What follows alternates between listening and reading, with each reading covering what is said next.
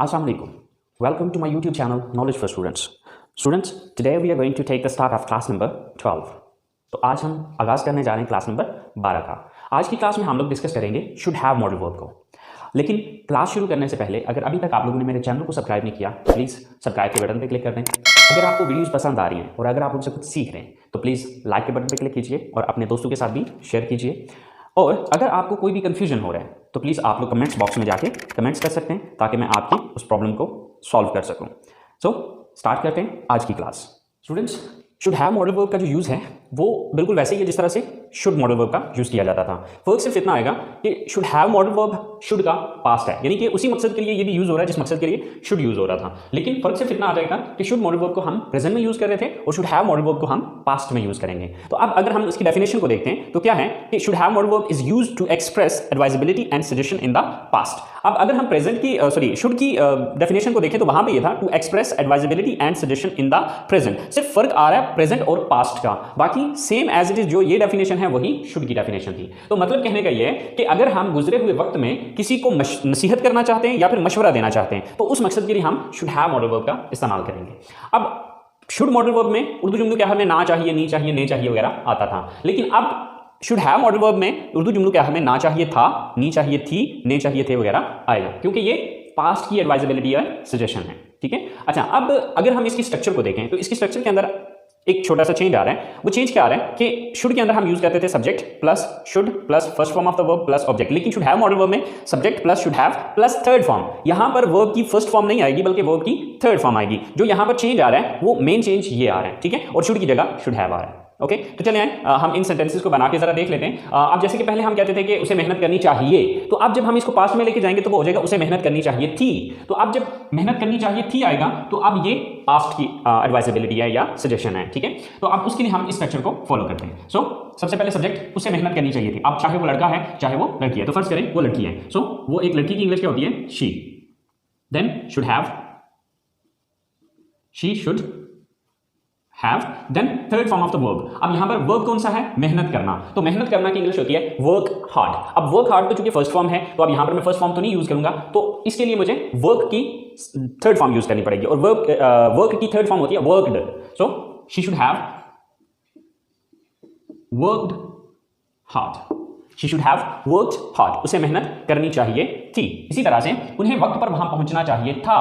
सो उन्हें यानी कि सब्जेक्ट कौन है? उन्हें, वो ज्यादा है। So they, then should have,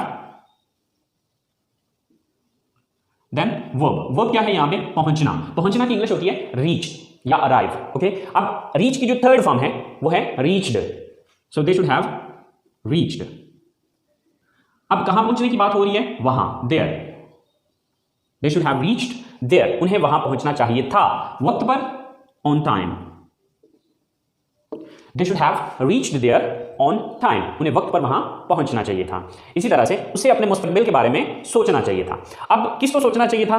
उसे, यानी कि वो एक लड़का भी हो सकता है, वो एक लड़की भी हो सकती है। ओके। सो फर्ज करें वो एक लड़का है। सो उसे अपने मुस्तकबिल के बारे में सोचना चाहिए था, तो वो एक लड़का है तो वो एक लड़का की इंग्लिश होगी he. Then should have, he should have. उसे चाहिए था, क्या करना चाहिए था? सोचना चाहिए था। यहां पे वर्ब क्या है? सोचना। तो सोचना की इंग्लिश होती है थिंक। सोचना की इंग्लिश क्या है? थिंक। तो अब थिंक की हम थर्ड फॉर्म लगाएंगे, थिंक, थॉट, थॉट। तो अब थिंक की थर्ड फॉर्म लगेगी thought. He should have thought. उसे सोचना चाहिए था किस बारे में? अपने मुस्तकबिल के बारे में। अबाउट, अबाउट का मतलब है बारे में, अबाउट हिज फ्यूचर। ठीक है। हिज फ्यूचर, अपना मुस्तकबिल। He should have thought about his future. उसे अपने मुस्तकबिल के बारे में सोचना चाहिए था। ओके। इसी तरह आसिम को अपने भाई की मदद करनी चाहिए थी। अब यहां पर सब्जेक्ट कौन है? Asim. Then should have, Asim should have. Verb क्या यहां पे? मदद करना। मदद करना, हेल्प, तो इसकी थर्ड फॉर्म होगी helped. Asim should have helped. किसकी मदद करनी चाहिए थी? अपने भाई की, his brother. Asim should have helped his brother. Asim को अपने भाई की मदद करनी चाहिए थी। सो स्टूडेंट्स, आपने देखा कि यहां पर उर्दू जुमलों के आखिर में एंड पे था, थे का इजाफा हुआ, यहां पर हैव का इजाफा, और नेक्स्ट जो चेंज इंग्लिश में आया है वो हमने फर्स्ट फॉर्म की बजाय थर्ड फॉर्म यूज की है। तो बस ये दो चेंजेस हैं जो कि हमारे इन सेंटेंसेस के अंदर आए। सो आई होप सो जिस स्टूडेंट को शुड मॉडल वर्ब की समझ आ गई है उसके लिए शुड हैव मॉडल वर्ब कोई मसला नहीं है, क्योंकि इसका यूज बिल्कुल वैसे ही है जिस तरह के शुड मॉडल वर्ब का था। फर्क सिर्फ इतना आ रहा है कि शुड मॉडल वर्ब को हम प्रेजेंट में यूज करते हैं और शुड हैव मॉडल वर्ब को हम पास्ट में यूज करते हैं। तो ये थे हमारे पॉजिटिव सेंटेंसेस। अब हम चलते हैं इसके नेगेटिव सेंटेंसेस की तरफ, क्योंकि हमें ये भी तो कहना पड़ सकता है ना कि उसे ये काम नहीं करना चाहिए था, हमें ऐसा नहीं करना चाहिए था, उन्हें ऐसा नहीं करना चाहिए था। तो जब हम इनके नेगेटिव सेंटेंसेस बनाएंगे तो वो किस तरह से बनाने, चले आए देखते हैं। तो स्टूडेंट्स, ये है शुड हैव मॉडल वर्ब की नेगेटिव सेंटेंसेस की स्ट्रक्चर। स्टूडेंट्स, यहां पर बस एक पॉइंट आपको बताना चाहूंगा, बस आपने वो पॉइंट अपने जहन में रखना है। आप उस पॉइंट को जहन में रखते हुए आप किसी भी पॉजिटिव सेंटेंस का नेगेटिव आसानी से बना सकते हैं। आपने ये चीज याद रखनी है कि आपके पास जो हेल्पिंग वर्ब मौजूद है, अगर किसी जुमले के अंदर आपके पास हेल्पिंग वर्ब मौजूद है, तो जब आपने उसका नेगेटिव बनाना है तो आपने करना यह है कि जो अभी अपना पहला हेल्पिंग वर्ब आ रहा है उसके बाद नॉट लगाना है। अब देखिए यहां पर दो हेल्पिंग वर्ब आ रहे हैं, शुड हैव। अब ये दो हेल्पिंग वर्ब्स हैं, तो अब हम शुड हैव के बाद नॉट नहीं लगाएंगे, बल्कि हम देखेंगे ये कि फर्स्ट वाला हमारा हेल्पिंग वर्ब कौन सा है। तो हमारा फर्स्ट हेल्पिंग वर्ब है शुड, तो हम क्या करेंगे, जब इसका नेगेटिव बनाना होगा तो हम फर्स्ट हेल्पिंग वर्ब के बाद नॉट लगाएंगे, यानी कि शुड के बाद नॉट लगाएंगे। तो इसी तरह से अगर आपको किसी जुमले के अंदर दो या दो से ज्यादा हेल्पिंग वर्ब नजर आते हैं, तो जब आप उसका नेगेटिव बनाना चाहते हैं तो उसका नेगेटिव बनाने का सिंपल तरीकाकार ये है कि आपने फर्स्ट हेल्पिंग वर्ब के बाद नॉट लगा देना है। अगले एक या दो जो भी आगे वो आपके पास हेल्पिंग वर्ब बच रहे हैं उनको आपने छोड़ देना है, ठीक है। तो यहां पर इसकी स्ट्रक्चर ऑफ नेगेटिव सेंटेंसेस की क्या है, सबसे पहले हम सब्जेक्ट लगाएंगे, देन शुड नॉट हैव। इसको शॉर्टकट में जब बोलने में यूज करें तो आप शुडंट हैव भी यूज कर सकते हैं, then third form of the verb and then object. तो कुछ सेंटेंसेस हैं जो कि हमने एज एग्जांपल लिए, तो चलिए हम उनको बना के देखते हैं। सो उन्हें अपनी नौकरी नहीं छोड़नी चाहिए थी। अब किसे नहीं छोड़नी चाहिए थी, सब्जेक्ट कौन है, उन्हें, so they. Then should not have, they should not have. Then verb third form. अब यहां पर वर्ब क्या है, छोड़ना। सो छोड़ना की इंग्लिश होती है लीव, छोड़ना की इंग्लिश क्या है, लीव, और इसकी थर्ड फॉर्म होगी left. They should not have left, क्या नहीं छोड़ना चाहिए था, अपनी नौकरी, their job. They should not have left their job, उन्हें अपनी जॉब या अपनी नौकरी नहीं छोड़नी चाहिए थी। इसी तरह से साजिद को अपना पैसा जाया नहीं करना चाहिए था। सो सब्जेक्ट कौन है यहां पर, Sajid. Then should not have, Sajid should not have. Verb क्या यहां पर, जाया करना, सो वेस्ट। तो वेस्ट की थर्ड फॉर्म होती है wasted. Sajid should not have wasted, क्या नहीं जाया करना चाहिए था, अपना पैसा, his money. Sajid should not have wasted his money, Sajid को अपना पैसा जाया नहीं करना चाहिए था। इसी तरह से आपको इस हादसे के बारे में अपने घर वालों को नहीं बताना चाहिए था। सो सब्जेक्ट कौन है यहां पे, आप, you. Then should not have,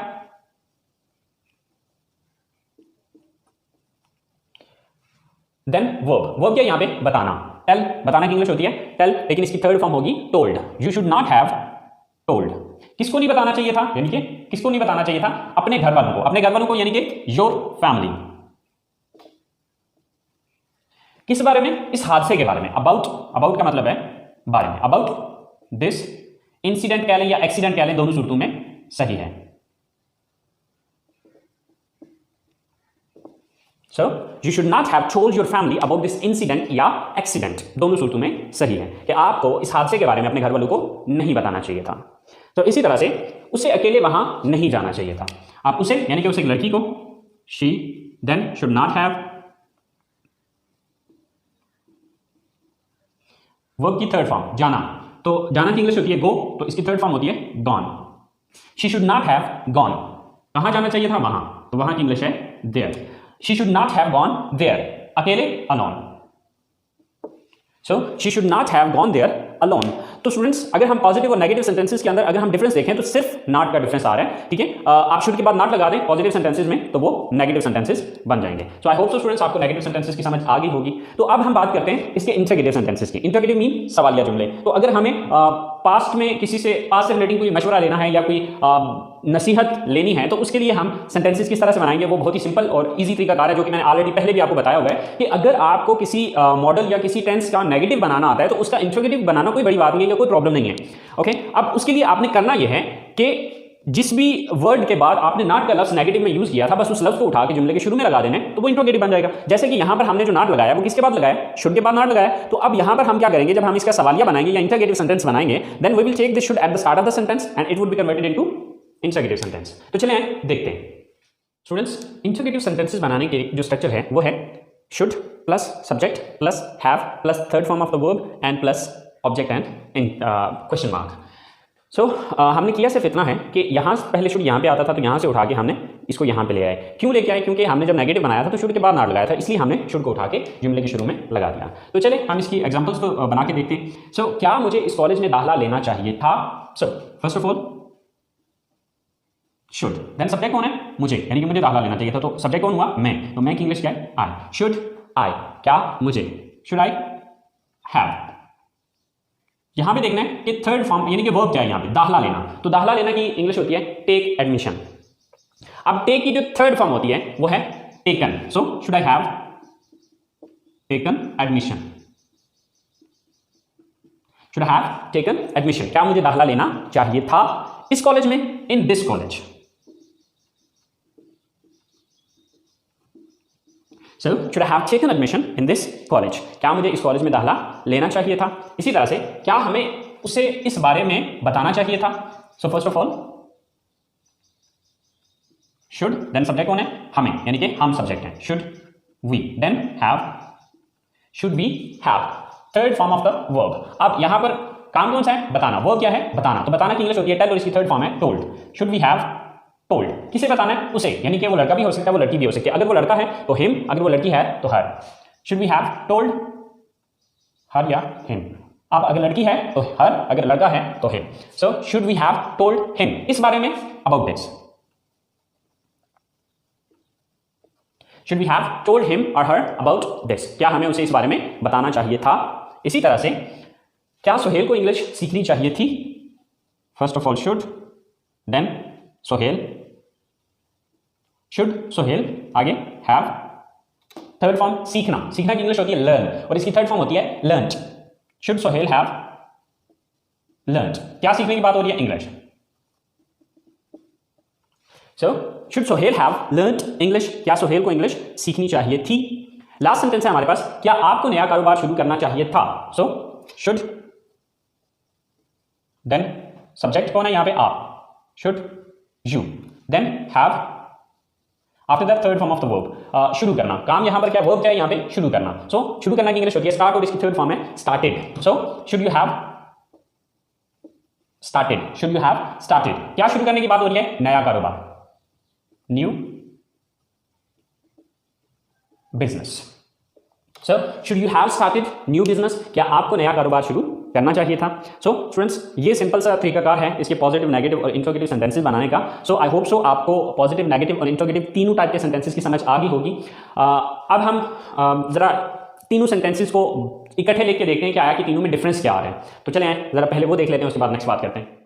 students, हमारा जो पहला सेंटेंस है वो है you should have gone there, आपको वहां जाना चाहिए था। राइट, ये हमारा पॉजिटिव सेंटेंस है। जब हम इसी को नेगेटिव में कन्वर्ट करेंगे तो वो हमारा ये सेंटेंस बनेगा you should not have gone there. तो अब अगर आप इन दोनों सेंटेंसेस को देखें तो इसमें आपको सिर्फ नॉट का डिफरेंस नजर आएगा। ठीक है, बाकी सेम एज इट इज, जिस तरह के ऊपर की स्टेटमेंट है वही स्टेटमेंट नीचे भी है, फर्क सिर्फ इतना आया कि शुड और हैव के दरमियान में नॉट आ गया है। अब इसका अगर हम सवाल बनाते हैं तो सवाल में हम क्या करेंगे, शुड को चूंकि उठा के शुरू में ले आएंगे, तो ये शुड यहाँ पे जब आ जाएगा तो ये जुमला ये बन जाएगा should you have gone there. तो यहाँ पर देखें इंटरगेटिव वही बना हुआ है कि should you have gone there. तो स्टूडेंट्स, ये छोटे छोटे डिफरेंस हैं जिनको आपको अंडरस्टैंड करने की जरूरत है। अगर आप इन छोटे छोटे डिफरेंसेस को समझ लेते हैं तो आपके लिए पॉजिटिव को नेगेटिव में और नेगेटिव को इंट्रोगेटिव सेंटेंसेस में कन्वर्ट करना कोई बड़ी बात नहीं है, कोई प्रॉब्लम नहीं है। बस एक फार्मूला याद रखें कि अगर किसी जुमले के अंदर, यानी कि अगर किसी पॉजिटिव जुमले के अंदर आपके पास हेल्पिंग वर्ब मौजूद हैं तो आपने पहले हेल्पिंग वर्ब के बाद नॉट लगाना है तो वो नेगेटिव बन जाएगा। और जब इसी को आपने इंट्रोगेटिव में कन्वर्ट करना है तो आपने करना यह है कि उस लफ्ज को उठा के जुमले के शुरू में ले आना है जिसके बाद हमने नॉट लगाया था। बस सिंपल सा फार्मूला है। So I hope so students, should have modal आपको क्लियर हो गया होगा।